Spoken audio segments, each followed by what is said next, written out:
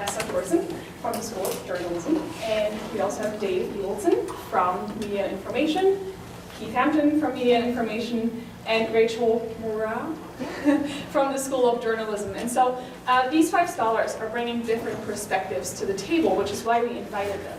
And we will kick off with about 5 minutes from each of these speakers, just to kind of introduce their perspective, what they're doing about fake news, what kinds of research they're interested in, and then we'll open up the debate to everyone else, essentially, okay?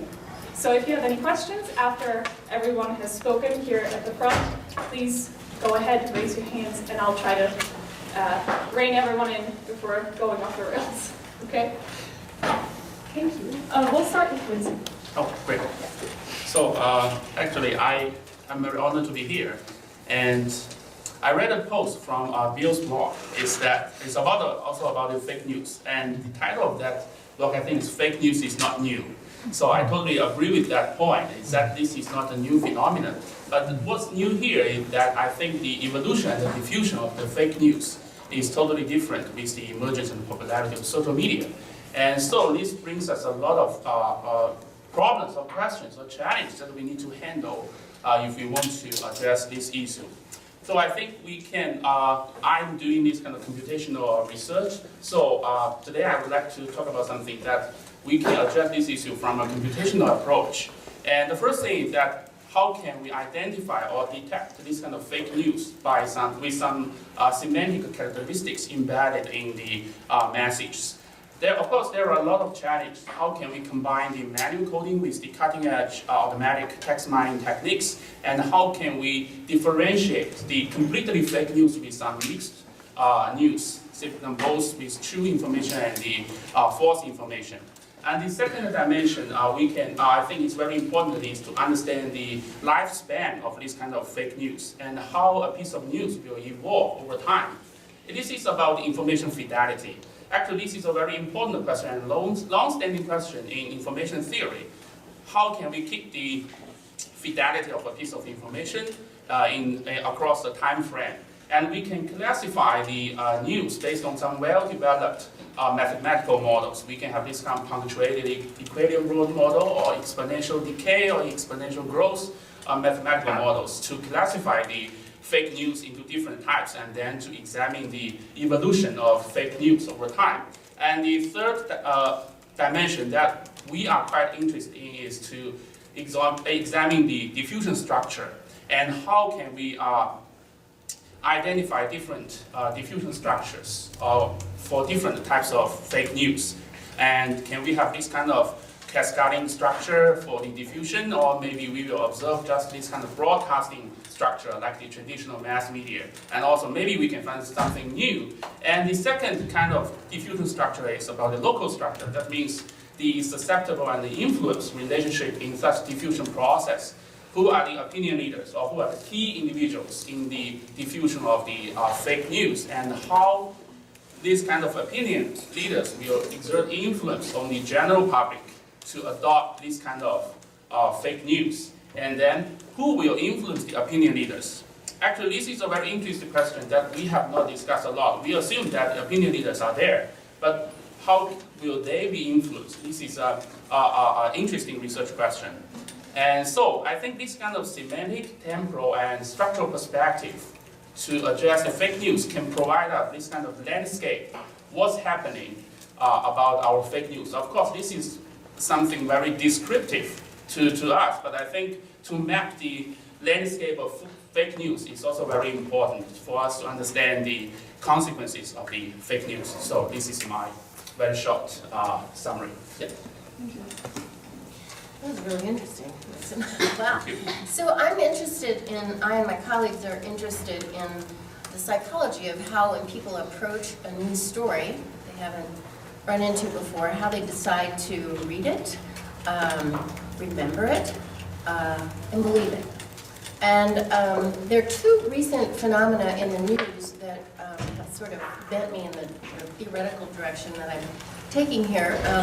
First of all, if you recall, right after the election, when they started discovering these Russians and other international folk who had created these fake news sites, what they all pointed out was that anti-Trump stories just didn't do it for people. They wanted those anti-Hillary stories, and those were the ones that really made them a lot of money. So of course that really suggests that there's an uneven relationship between the vulnerability of conservatives and liberals to fake news. And more recently, Chartbeat, which is the main program that most news organizations use to track online traffic, did a collaborative study with the New York Times. And what they looked at was the likelihood that a story, either supporting or not supporting conservative perspective, Trump actually, was just as likely to run in a whole series of liberal websites as to run in a whole series of conservative news websites specifically. But that depending on the partisanship of the reader, there was an unevenness in time spent with those stories online. So for example, Trump's false claim that his inauguration crowd was the largest ever. This was carried in both liberal and conservative news outlets, but liberal readers were 10 times more likely to spend time on that story than conservatives were. So clearly what we're looking at here is what has been called motivated social cognition. And so that's really the phenomenon that I want to look at. I was just coming off of a study looking at, I took stories about the environment and I manipulated them, so I took out all reference to global warming or climate change. And for that, I substituted adaptation to whatever climate change was, adaptation to flooding, adaptation to overly heated cities, adaptation to drought, etc. And what I found was that the elimination of just those phrases, the climate change phrases, made everybody like the stories more, spend more time with them, and indicate that they like the reporter, the source, etc. But I found also that people who were conservatives, and in fact who were climate deniers, climate change deniers, were much more greatly affected by the elimination of the reference to climate change. So again, it seemed like there was this very strong motivated social cognition process. So I went to talk to my bud here, Dave, and to Nancy Rhodes, and I showed him my data, and I said, this looks like this could be some sort of attitude accessibility process going on, and in fact, attitude accessibility would provide an explanation for this particular brand of social cognition, motivated social cognition. So Nancy and I are embarking on a study where we are measuring, in attitude accessibility, you use reaction time to look at how strong an attitude or a norm is. So the faster you respond to keywords like Trump, Obama, Republicans, New York Times, Fox News, the stronger, presumably, that attitude is and the more impact it has. So attitudes, in this consideration, and vastly oversimplified, I say with Dave looking over my shoulder here, are beliefs affect nodes that are built up through frequency, recency, and elaboration processes. So we'd expect that people who are intensely partisan would build up very strong attitudes like Mexicans are criminals and racists, or immigrants are a U.S. strength. And by the same token, we expect that norms, and these happen to be injunctive norms, that is, norms where the person believes that there's a reinforcement for agreeing with the norm from his friends and colleagues, and a punishment for not adhering to that norm. So you ask the question like this: my friends think that I should respect immigrants, or fear immigrants, or listen to Fox News, or read the New York Times. So then you have measures of attitude accessibility, and you have measures of norm accessibility. And then these should predict things like time spent reading stories, How much people like the stories, do they believe the stories, do they think they're accurate? So as an example, we are creating all fake stories that either match conservative or a liberal orientation. For example, Mexican immigrant childcare worker found abusing children. So you read that story, it's consistent with the conservative perspective, Trump supporters' perspective. Mexican immigrant childcare worker provides free care for underprivileged children. So that's going to appeal to the liberal side. And then our other independent variable in this study is we are labeling these stories either with a liberal news source, New York Times, or a conservative one, Fox News. So now we have two Q situations to see what what the attitude strength and the norm strength, what their impact is on people's accepting of the truthfulness of those stories. And if we're correct, then we have, I think we will have found a nice, strong psychological explanation for how people deal with true and fake stories in their environment. Thanks, sis. Right, thank you. And next. I guess. Well, I have two different talks ready, so I assumed I wasn't going to give the first one on attitude accessibility. For the first time in my life, I'm not the person advocating attitude accessibility, so it's great. I loved it. The other way that we've been thinking about approaching this is from a comprehension perspective, looking at this very much as a cognitive phenomenon. And what Esther was talking about with motivated cognition, a lot of that is associated in our discipline with Ziva Kunda and her theory of motivated cognition. But Ziva also advocated a more cognitive approach. So the motivated cognition is looking more at the affective and motivational components of biases and so forth. But she and Thagard, who is a computer scientist and philosopher, have also argued for the role of coherence. That why we see these biases is because the knowledge is coherent with the representations in our knowledge that we already have. And so we're interested in looking at this notion of coherence and specifically looking at it from various levels of the way information is represented in memory. And so we think the starting point would be drawing from work in cognitive anthropology and trying to identify what are talked about as cultural models. Cultural models are shared representations of knowledge. So it's that knowledge that's essential for us to be able to function within a culture. And what we anticipate is that, essentially going along the lines of ideology, that liberals and conservatives are going to have different cultural models of the political system. And then what we think is if you look at this from a comprehension perspective, in models of comprehension we talk about 5 key dimensions along which information is represented when we're reading stories or listening to news stories and so forth. And for our and this is like Swan's, the event indexing model. For our purposes, I think there's 2 of these dimensions that are really critical, and one of them is causation. And this is work that like Josh is doing with causal models and how fake news spreads.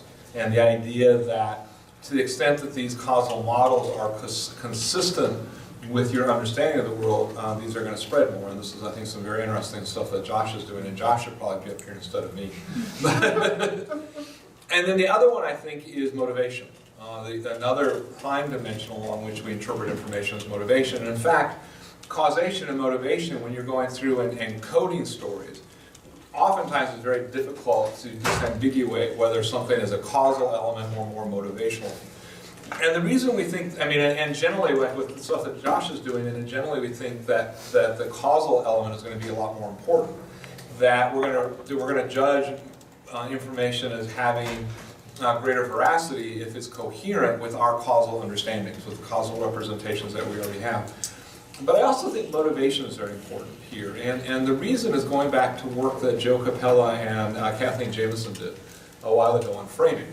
And generally I tend to be somewhat critical of framing literature, but I think this is actually very interesting work. And when they looked at how political stories were framed, and a lot of political stories are framed in terms of the issues, and that's what that would be the ideal for the fourth estate, would be looking at the issues for something. But we also find a lot of times stories are framed in terms of motivations. What are the motivations for the political actors engaging in these behaviors? And what they found is that motivational frames are also associated with increased cynicism. And if you think about it, and you think about, for example, as number 45 is attacking the press, oftentimes he's looking at the motivations for them publishing the stories that they're publishing. And so instead of looking at a causal framework, it's much more of a motivational framework.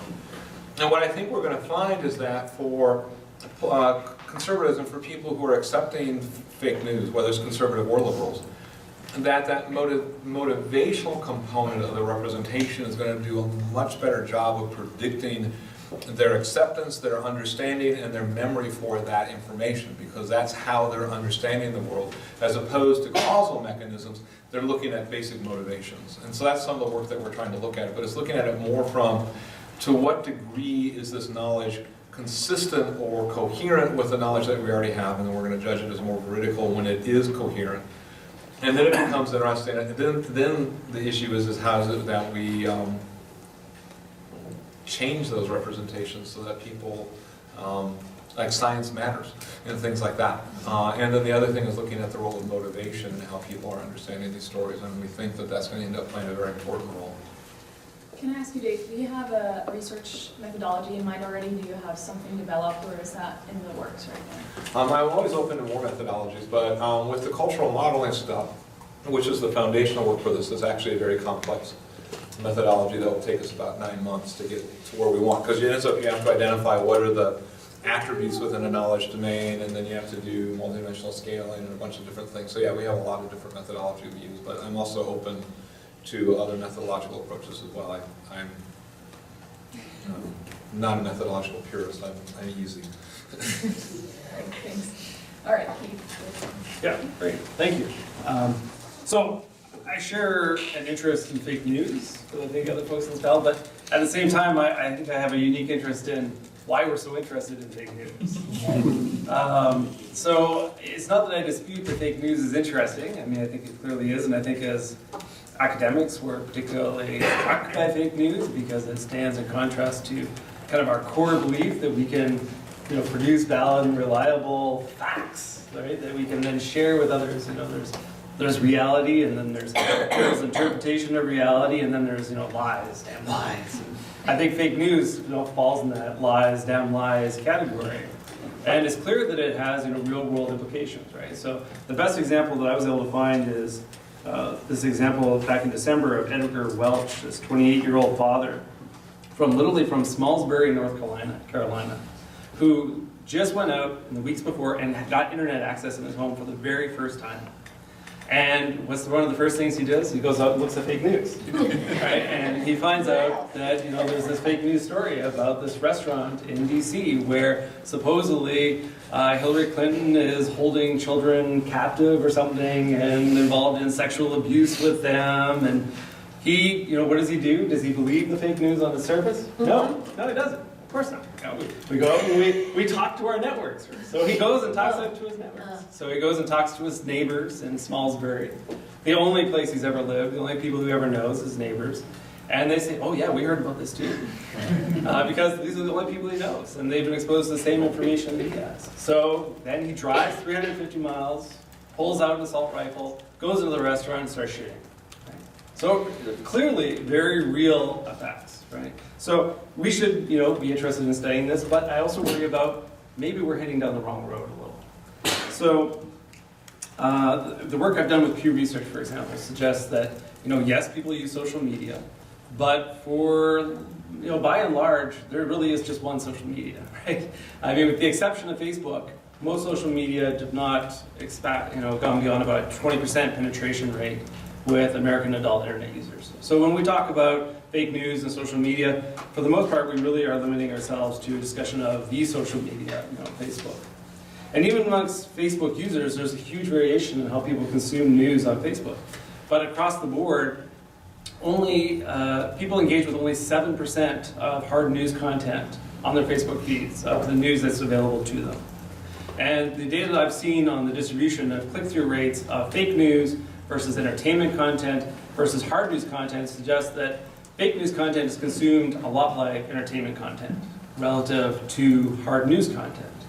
And we really don't understand much about how people actually interpret and deal with the content that they're presented in fake news.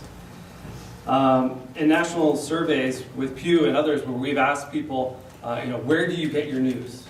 The majority of American internet users now say through social media. But when we ask them to recall very specific examples of where they got news about specific events, so for example, Edward Snowden, we asked them, where did you get your news about Edward Snowden? The majority of them say TV and radio. And then they say links to major news outlets on the web. And then they say social media. So I'm probably in the minority, but my view of news does not include the Kardashians or even the Spartans. Go green. When we ask about where do people get their news, we have to wonder what they think news is and where they're getting it from.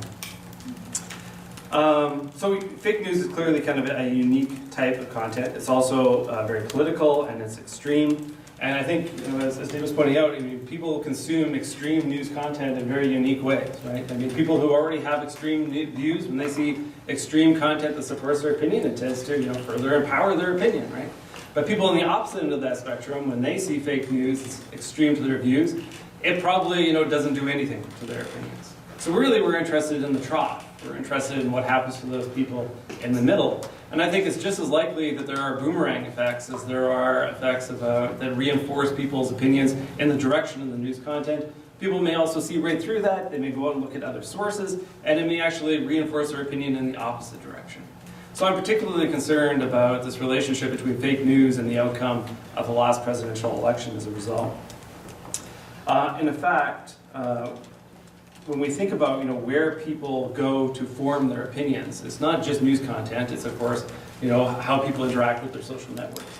And I think it's true that extremism drives fake news, and extremism also is driven by a lack of diversity in our social networks, by and large. And when we look at the type of people who are most likely to not have consumed fake news content, and we look at the results of exit polls from the federal election, we see that those people, compared to the 2012 election, very few demographics really changed in terms of likelihood to vote for a Democratic or Republican candidate. The one demographic that was most strikingly different was white, non-college educated demographics. There is now a 9-point spread in favor of Trump amongst those who are white with no college education that wasn't there in 2012. And it's even stronger for those who are white men living in rural and suburban areas, such that white men have I think it's like a 39-point spread between Trump and Clinton on likelihood to vote. These are exactly the same people who are least likely to use social media, the least likely to be connected to the internet in general, and our data suggests that they're the most likely to be socially isolated and they have the least diverse social networks. So I am slightly concerned that when we focus so much on social media and on fake news, that we might be overlooking other ways that new technologies could be affecting political participation. So I think about things like digital inequality. What would happen if we got that group of people who are most likely to be disconnected online, and we introduce them to social media, where despite a lot of kind of the hype that suggests that social media creates silos or situations where people don't get to see the other side, all of my data suggests that in fact the people who use social media the most have the most diverse social networks. So I start to wonder, if we reduce digital inequality, if we thought of new ways of using social media to reduce intolerance and increase network diversity, if we might have more successes than we would have by looking at fake news. Thank you. So my project actually started when Professor Andrew Dennis from MI approached me about this game that he was developing. So basically his idea was, I want to create a fake news game where users can create their own fake news, and with that we would raise awareness to the process behind fake news creation. And the ultimate goal would be for the player to see how hard it is to actually produce content that is not fake. So when Andrew comes to my office, he asks me, first question, Rachel, what is news? 3 hours later, second question, how is that different from fake news? What are the elements that make this genre of news fake? And I told him, to be honest, we don't know. Because this concept, this label fake news has been so elastic, right? It's almost like stretched to its limit. We are using fake news as a label, in my opinion, a lazy label to describe all different types of phenomena, from clickbaits to propaganda, to sensationalism, to just plain misinformation, just plain verifiably untrue facts. So my project is to start peeling these layers that compose this format of news. There has been some attempts to develop typologies of fake news. Right now, several people put out there, but they're not empirical, so they're mostly conceptual. And our approach is a little bit different. The scales that we've been seeing kind of treat fake news as discrete categories, ranging from less fakey, like The Onion, to extreme fake, like Russian propaganda. And I don't believe that is the most fruitful approach to this phenomenon. I actually think that all fake news have some characteristics that combine in some stories, and then they're not present in others. So these characteristics are not mutually exclusive, right? You could have sensationalism in a story that doesn't have any fake facts. It's just sensational and deceiving, a clickbait, a headline. Or you can have extreme bias in a story that doesn't have sensationalism, a story that reads like real news but only shows one side, for example. To do that, I have a small group of students, and we're working on a content analysis of 50 fake news websites. And those are websites that produce some type of fake content, but not only. What we actually have started to notice is that a lot of the sites are actually in the business of real news. They aggregate real content, and then here and there they sprinkle fake news to get a little bit more audience, for example. We also have the outcomes of those stories in terms of engagement on social media. So our goal would be to see which characteristics lead to more likes and shares, and what other characteristics don't work that well. We're also seeing things like websites that are one-hit wonders, right? They have one fake news story that goes viral, and the other 20 stories that they produce only get 1 or 2 shares or 1 like. Lots of content that never actually makes it, which makes me wonder if these things we're worried about are actually outliers. They're not representative of this small ecosystem of people that consume fake news on a regular basis. We also worried about this concept of news junkies, right? If the people consuming fake news also consume traditional news, is that really a problem? If their main audience is just people that consume all types of news stories? What makes the one story, the one that we're worried about, the one that reaches millions, the one that could swing votes, special in relationship to all these non-special other stories? I want to finish with a little bit of self-promotion. So this group will start meeting after spring break weekly, Tuesdays at 1. So if you are interested in anything related to this type of research, please shoot me an email, and we'll be glad to have you in our team. This research group, or this small research group, comes from my idea that I've been reading a lot of opinion pieces about fake news, and the sense that I get is that a lot of those people writing and having opinions about that actually are not the people who are in the loop of the fake news. They're people that are highly educated, and they probably don't get a lot of fake news in their timelines. And I think the best way to study fake news is for us to actually sit in a room and read a ton of them. So that's what we're doing every Tuesday, starting after spring break. Thank you, Rachel. All right, so from what I gathered, I think we have 3 rough areas. Not that I want to put anyone in a that is actually the problem. So the diversity of networks that we communicate with, and what, for example, what makes a story the one that we need to worry about, or is it all just noise? Then we have the layer with Rachel and Winston, where we're looking at actually what makes up fake news. Can we create a typology, a way to identify different types of fake news, and then that ties back into the, what's the one that we should worry about most. And then we have the consumption side, where Keith also comes in, and then with Esther and Dave really looking at psychological factors. So these are the three pillars that I see here emerging in this discussion. So I'll open it up to everyone else now, and Johannes wants to add something. No, I was actually going to ask Josh, because Yeah. he was called upon a couple of times Yes. to elaborate somewhat more on that kind of thing. I don't know if I have anything to say. Oh, yeah, right. I mean, as you can tell, I've been whispering in Dave's ear for a little while. So Dave said, the bulk of it. But I think that, I'm interested in fake news, but I think fake news is sort of epiphenomenal. And I think that there may be a deeper problem that I think of as collective sense-making. So the question is, how do we begin to weave all the information that we see into coherent pictures? And a lot has changed about the way information gets exchanged. I mean, you have the social media phenomenon. I'm not saying that social media is the problem, but there's a lack of provenance in the information. There's this democratization of production. All of that goes on. And for a large portion of society, people drown in information. And I think that's a breeding ground for people to begin inventing new coherent realities that may not be grounded in anything. So the question for me then is, if we begin to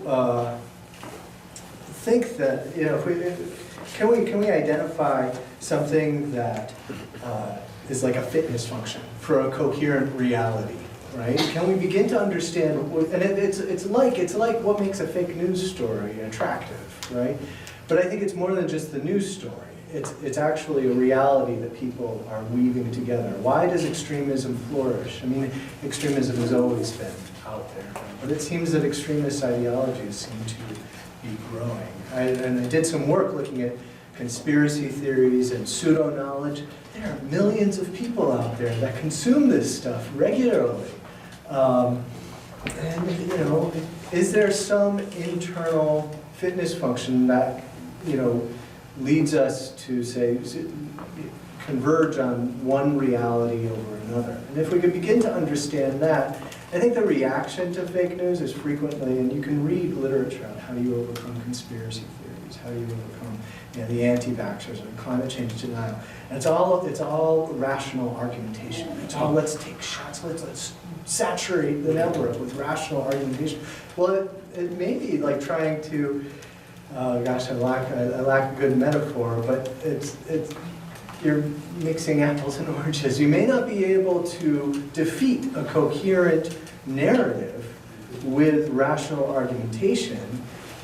These may be separate processes. And so maybe what we need to do is begin to learn what within a narrative makes it so appealing. And maybe we can figure out how to operate at that level to address the problem of fake news. So that's just, I didn't have anything prepared, so I don't know if any of that is useful.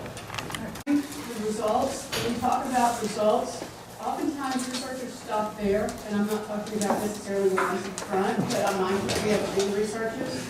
We often stop our research at, this is what we found. And then sometimes we go further and say, this is what we found and why. But the spirit of research is to better society, and that's from our local community all the way to the global village. So it's important to go one step further and say, this may be what we found and this is why, but here are some suggestions based now on our expertise in research as to how we can make the situation better. And I would implore you, when you do research, to go that extra step with suggestions on how to make society better. I have an idea. Don't forget to take breaks.